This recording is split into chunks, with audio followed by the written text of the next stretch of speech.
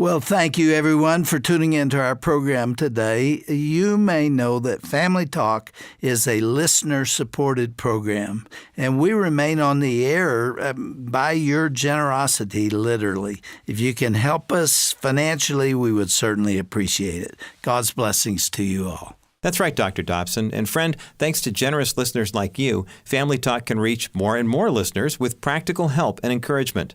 To support Family Talk with your best gift, go online to drjamesdobson.org or call 877-732-6825. Today on Family Talk. Hello, everyone, and welcome to this Thursday edition of Dr. James Dobson's Family Talk. I'm Roger Marsh, and whether you are listening to us online or on the radio, we are so glad that you've tuned in today.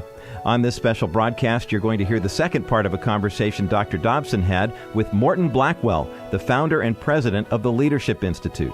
On yesterday's program, the two discussed how this organization has battled against the recurring assaults on Christian beliefs on college campuses and the various conservative groups Leadership Institute has started. Today, Morton Blackwell will explain the phrase, "You owe it to your philosophy to learn how to win," which has become the Institute's motto. He'll also address whether there is any hope for the future of colleges in America. Dr. Dobson begins this second day by asking Morton Blackwell whether he would advise parents to send their children to public colleges and universities. As was the case yesterday, there is a lot of content to get through, so let's get started on this edition of Dr. James Dobson's Family Talk. Suppose you had a son or daughter who was 20 years of age and ready to go to college, or maybe they're 18 or 19, ready to go to college. Would you feel comfortable with them attending a liberal state university? I wouldn't want to take the risk. I mean, there are prestigious schools where if you go to the school and you get a degree, your economic circumstances may be bettered by that. But I know too many parents and too many grandparents who will say, I sent my son off to Ohio State and he came back unrecognizable. Everything that the family had taught him, he was a different person and he didn't believe our principles anymore. I have grandkids who are now, two of them, they're one of them 10 and one of them 12, and we're thinking about colleges, and the number of colleges that I would feel comfortable about my grandkids going to, maybe 10.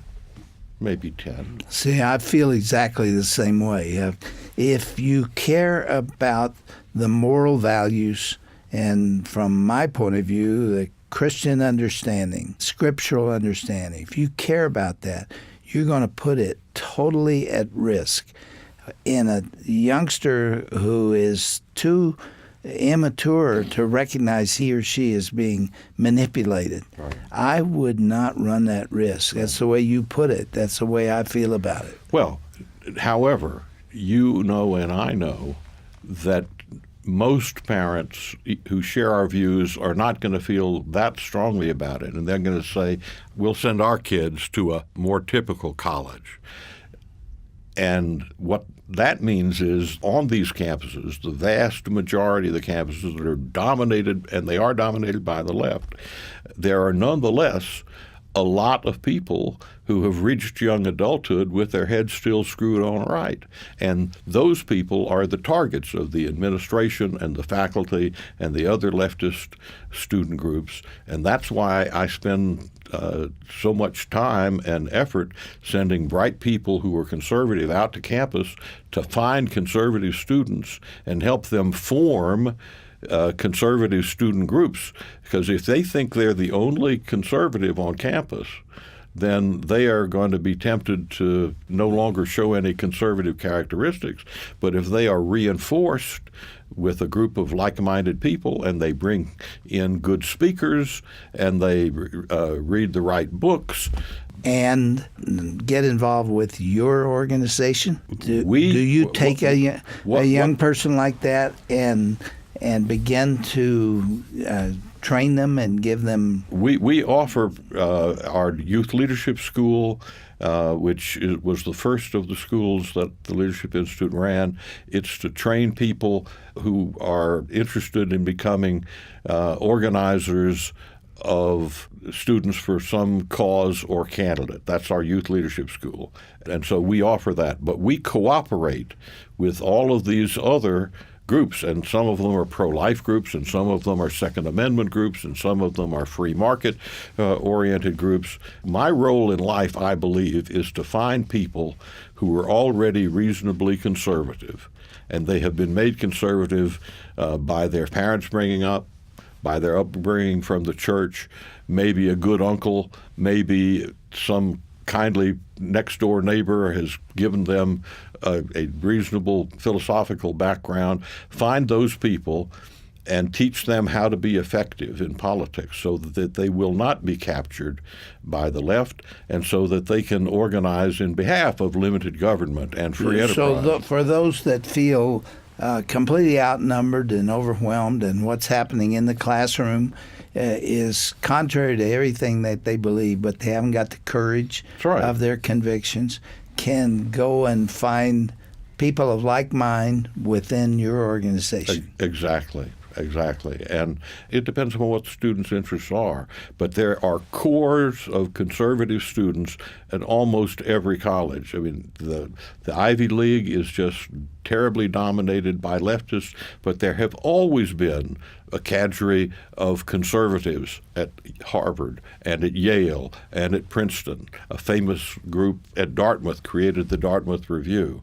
I think it's important that we not just abandon the colleges because they're dominated by the left. We're going to realize that most students are going to go to a leftist-dominated college, so let's have a rescue mission, find those people, let them get to know each other, let them get trained properly in how to defend their principles of limited government and free enterprise. Is there any hope of taking back the university system? Your side says no. It is a long-term process. There are exceptions. I mean, I live in Northern Virginia, and we have there a big state university called George Mason University. My son got a degree in English from George Mason University, and he told me that in all of the English classes he took, he said every one of his professors, as he put it, was at least a socialist, meaning that they would be further left to communist. However, at George Mason University, they have a wonderful free market economics department, and they have, on precedent for a state university, a large and effective law school, which they just changed the name, and it's now the Antonin Scalia School of Law. And so there are oases for right-thinking people on these campuses. So at the very least, parents who are helping their sons and daughters select the college experience, the school that they're going to go to, really need to invest themselves in that issue. Exactly. And learn something about the school and what its philosophy is. Right. Some of them won't even let conservative, perhaps conservative Christian students in to those highly competitive programs. 20 years ago in Virginia, it became known among conservatives that if you wanted your child to be accepted at the University of Virginia, very prestigious school, you had to be sure that on the materials that you presented there were no indications that your son or daughter was a conservative. And when you consider where that money comes from for that university, that ought to be illegal if it's not. Well, it is awful, and things have to be done, in some cases, by the state government. The case in Tennessee a few years ago that you started the program talking about, it was state legislators who got this information and got pressure, and almost immediately they proceeded to defund this rotten leftist program and spent some of the money on bumper stickers reading "In God We Trust." You have a program that's had a major impact. It's called Campus Reform. but I haven't seen a description of exactly how that works. What is campus reform? Campus Reform is a campus news website which is sourced by conservative students on college campus who see abuses and bias going on around them, and they report it to us, and we put it on the website. 5 stories or so every day go on our website, and anybody can do it. You just go to the website, campusreform.org. There is a place on the landing page of that website where if you wish to be alerted to one story every day of the horrible things that are going on campus, just give us the email there, and we'll give you that feed as long as you want that feed. Can you make it specific to a particular university or campus or state? Well, there are like 2,700 four-year colleges in America, and there's no way to cover all of that on a single website. We do have available on the website, you can go back and look at stories, hundreds of them that have come in over the years, and I think you can search that for a particular college. So you have some archives that... The archives are opened. Do you list the universities that you approve of, that you feel are doing the best job? Well, we don't have such a list. I mean, you could sit down and come up with a list pretty quickly. You know, Hillsdale, Grove City, Liberty.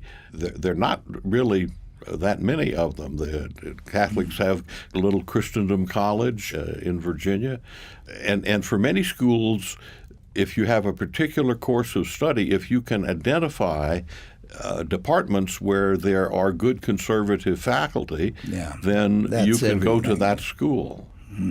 Morton, tell me if you're hopeful about the future. I mean, there's a whole generation. How do you feel about millennials and what's taking place there, and what does that portend for the future of the country? Well, those of us who favor traditional values and strong defense and the free market system are in many ways today more embattled than ever. But on the other hand, we have more resources and leadership than we ever had before. It is not a steady downward trend with things always getting worse. I got active in the Goldwater campaign long ago, and at that time, conservatives could communicate with each other through the filter of a left-wing media, where the newspapers and the networks and the news magazines would give everybody their news about the public policy process. And think of what we have today. We have the internet that we can talk to each other on without any filter. We have talk radio.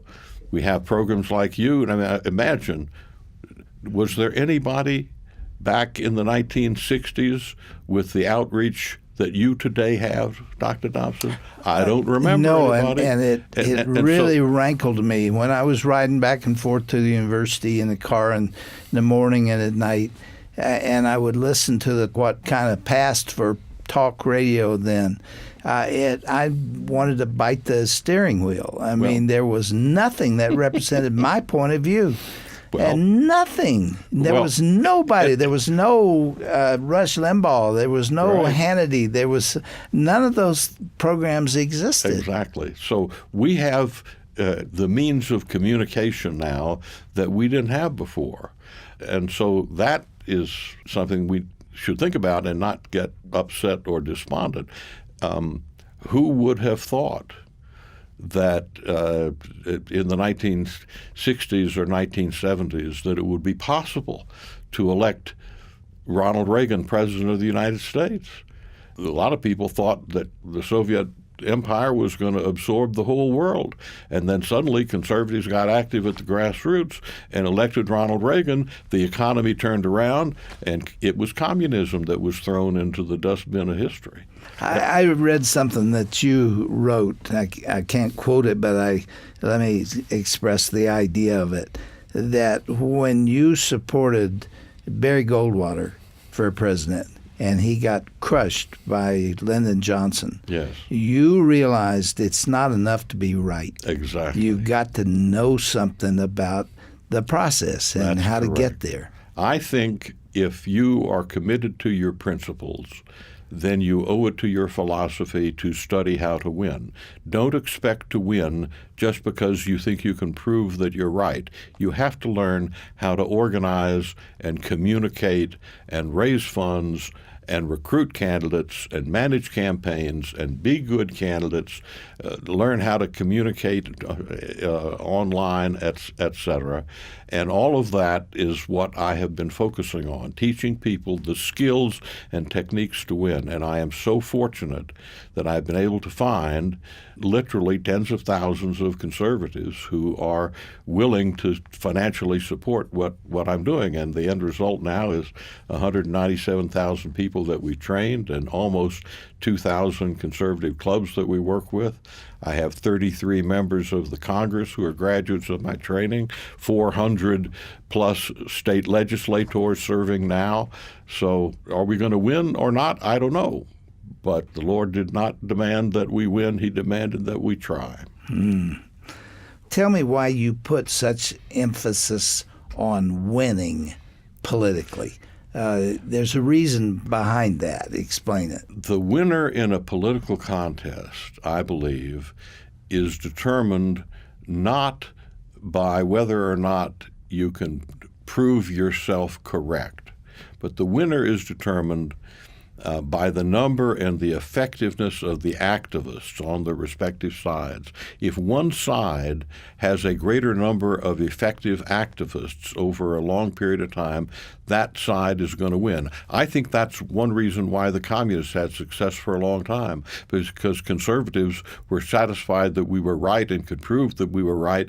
The communists were studying how to win, how to organize, how to communicate, how to raise funds, how to get people of your viewpoint in jobs in the public policy process. And those are things you teach Absolutely, through the absolutely. Leadership It's hard Institute. because a lot of people who are deeply committed, philosophically conservative, think it's beneath their dignity to study mere technique, because the same techniques that you would use to design a piece of literature for a conservative group could be used by a left-wing group. And so that doesn't excite conservatives. But if you teach people what the real nature of politics is, that the winner is determined by the number and the effectiveness of the activists on each side. The number of activists on a given side is determined by the organizational technology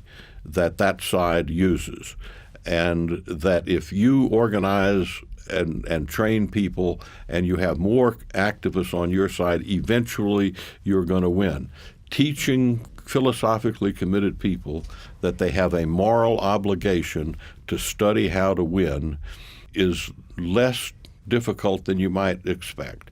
But you have to do it. You have to persuade them and show them that being right in the sense of being correct doesn't mean you're going to win. You're going to have to work, because if the opposition works harder than you, then they will win and you will lose no matter how right you are. Let me tell you what concerns me probably more than anything else, and that's that the people who are most committed to values, to rightness and wrongness, are conservative Christians. Yes. And often those people feel that somehow it's immoral or not right or anti-biblical or scriptural or what have you to be involved in politics. And they brag about it. They love to say, well, as you know, we're not political. Right. We're really talking about right and wrong. We're really talking about the future of this country. I mean, what if the Founding Fathers took that approach? Abraham Lincoln says the government of the people, by the people, and for the people. Yeah. He didn't say of, by, and for everybody except conservative Christians. He said we all have a right to address the government, and certainly to vote. Well, and half the Christians don't even bother to register or vote. I don't think that the Lord wants us to be so concerned with heavenly things that we're no earthly good. Well, as you can see, that's a hot button for me there, because I've been trying to make that case for 40 years. And I don't know if I'm getting anywhere or not. But I shudder to think what the country would be like were it not for the work you have done, Dr. Dobson. Thank you, sir. Well, I appreciate so much what you stand for and the influence you've had on my life, beginning with that first conversation we had at the White House. And you're not ready to give up, are you? You're not ready to retire. Retirement is not in my vocabulary. As long as I am in good physical and mental health, I plan to do it. And I have to tell you, it is immensely exciting when you find young people who are reasonably conservative and you bring them in and you teach them how to win. And then they say, I learned more at your seminar than I did at 4 years of college about how to affect government. And you realize that you've launched them perhaps on a lifetime of fighting for conservative principles. And when you train as many people as I have, I can't keep track of those people any more than you can keep track of the millions of people whose lives you have influenced. But you get plenty of comment back. People will tell you, as I told you before we went on, something that you did helped my family greatly, and you would never have known it if I hadn't told you about that this morning. So you know that not only is there enough evidence to show that what you're doing is worthwhile, you know that there's a whole lot out there, a whole lot more that you'll never, ever really be able to fully measure, but it's there. Well, I find out about it when I go out in public, and Exactly. people stop me to tell me you helped raise my children. Yes. And that's my legacy if Yes. I've got one. Yes. It's a great one. And you have a great legacy too, sir, and keep up the good work. Now, how can people find your organization, and how can they support you and help you? Well, they can go to the website, leadershipinstitute.org, where we describe our programs.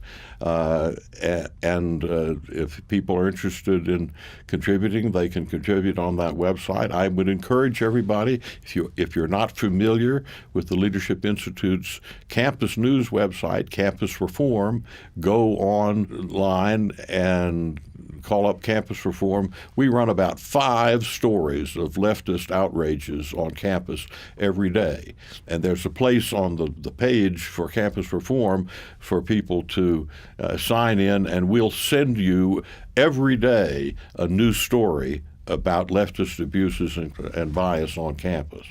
It's that prevalent. We have an abundance of these. You don't have trouble finding those stories, right? For some long time, we were sending out to friendly news media 1 story a day about leftist outrages on campus. There were so many of them that we began now in our feed. We send 4 or 5 different stories out to the media so they can use one that maybe other news media aren't using. It's just awful. Shining sunlight on what they're doing is not only exciting, but it's rewarding, and very often they are forced to go into retreat when what they do is exposed. I appreciate you being here. I love talking to you. And starting in 1983, we began a conversation that we carried on today. Thanks for coming. And Thank you so here. much for having me. And let's do it again. All right.